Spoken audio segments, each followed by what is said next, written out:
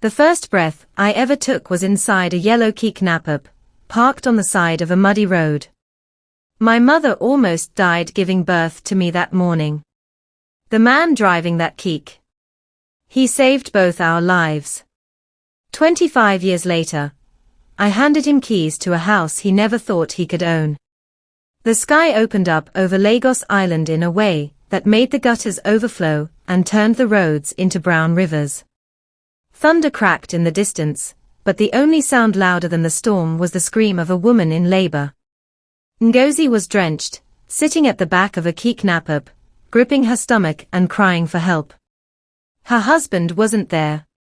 Her water had broken at the market.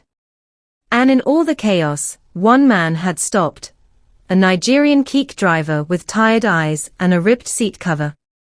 "Madam, make we go General Hospital," he shouted over the rain. She shook her head violently. "I no fit reach. EWAN come out now." And right there, in the back of that three-wheeled vehicle, in the middle of traffic and thunder and shouting hawkers, I was born. I took my first breath on a wet wrapper. The Nigerian Keke driver had to stop at a mechanic shop where some women helped with old towels and steady hands. When it was done, they wrapped me in nylon and ankara and whispered, "God don carry this Pekin come with thunder oh." My mother never forgot that moment. She never forgot the Nigerian man who gave her his extra shirt to use as blanket. Or the Nigerian driver who didn't ask for a dime, who only said, "As long as she day okay, na enough." That Nigerian man's name was Baba Key Hind. And for most of my childhood, that name was just a story. A random act of kindness. A Nigerian man in a yellow Keke, who disappeared into traffic after saving 2 lives. But destiny, it never forgets kindness. Growing up, the story of my birth became part of my identity. My mother, a Nigerian petty trader, told it to neighbors, strangers, even customers at her kiosk. I became the child that rain and thunder brought, the girl who arrived in a Keke and survived. We didn't have much. My father died when I was 5, leaving behind debts and a tiny one-room face me I face you in Ajagun. But my mother was a lioness. She sold everything from ogbono to used handbags, just to keep us afloat. And me. I wanted more. I wanted to break the cycle. Every time it rained, I stared at the sky, wondering if God still remembered the girl he brought with lightning. My mother used to say, "Na rain wash your destiny come this world. So shine, my Pekin. Shine well." And I tried. I studied hard. I fetched water. I sold sachet water. I helped people push wheelbarrows in the market. I didn't complain. But I never forgot the name, Baba Key Hind. When I turned 10, I started asking my mother for more details. "Where him day now?" She shook her head. "I know Sabai. I never see him since that day. Na, just one Nigerian man we God use bless us." But somehow, I made it my silent mission, if God lifted me, I would find him. Please subscribe, like and comment what you think is going to happen next. Secondary school was tough. I hawked pepper in the morning and read by kerosene lamp at night. Teachers knew I was smart. They told me to dream bigger. But in Ajagun, dreams felt like luxury. I passed my WAEC, then NECO, then JAM. It was during NYSC camp that my breakthrough started. One day at camp, I pitched a small business idea during skill acquisition, an app that helped traders record sales in Pidgin.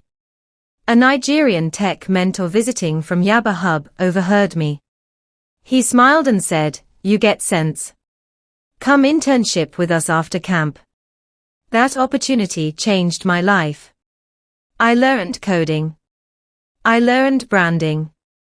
I learned how to turn pain into purpose.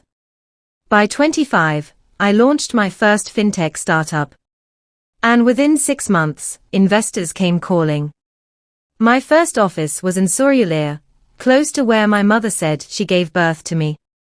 One day, after a big investor meeting, I asked my assistant to take me down that road. The same one my mother once described. I saw a small shed by the roadside. A rusty Keke was parked beside it. And an old Nigerian man, with a faded cap, was sitting on a stool, fanning himself. I don't know how I knew.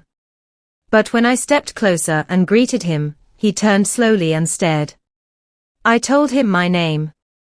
His eyes widened. Then he said something that made me choke. Naudem born for my Keke that year, ABI. I nodded. He smiled gently. You day shine now. God don answer your mama prayer. Baba Keke lived in a small zinc room, beside a mechanic workshop. He had no wife. No children. He'd stopped driving years ago due to waist pain. Yet he still cleaned that Keke every day. Why you never sell 'em? I asked. He shrugged. Inside this Keke I see miracle. I day wait make God bless the Pekin we born here. I couldn't speak. I started visiting him every weekend. Brought him food.